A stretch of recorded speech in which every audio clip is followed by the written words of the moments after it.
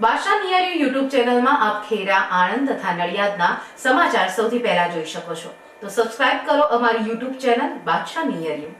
ખેડા લોકસભા બેઠકની સામાન્ય ચૂંટણીનું મતદાન મંગળવારના રોજ સંપન્ન થયું. ત્યારે મતદાન પ્રક્રિયા પૂર્ણ થયા બાદ ખેડા સંસદીય મત વિભાગમાં સમાવિષ્ટ 7 વિધાનસભા મત વિભાગના ઈવીએમ અને વીવીપેટ આઈવી પટેલ કોલેજ ખાતે મત ગણતરી કેન્દ્રમાં ઉમેદવારો અને તેમના ચૂંટણી એજન્ટની હાજરીમાં સ્ટ્રોંગ રૂમમાં મૂકવામાં આવ્યા છે અને મત ગણતરી કેન્દ્ર ખાતે ગેઝેટેડ કક્ષાના અધિકારી રાઉન્ડ ધી ક્લોક ફરજ બજાવશે. ખેડા લોકસભાની બેઠકની ચૂંટણી શાંતિપૂર્ણ માહોલમાં સંપન્ન થઈ અને આ ચૂંટણીની મતગણતરી 23મી મે 2019ના રોજ હાથ ધરવામાં આવનાર છે.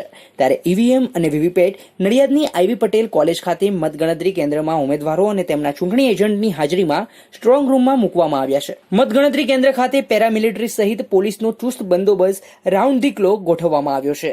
એટલું જ નહીં, મતગણતરી કેન્દ્ર ખાતે સીસીટીવી કેમેરાથી બાજ નજર રાખવામાં આવશે. આ સાથે જ ગેજેટેડ કક્ષાના અધિકારીઓ મતગણતરી કેન્દ્ર ખાતે રાઉન્ડ ધી ક્લોક ફરજ બજાવશે.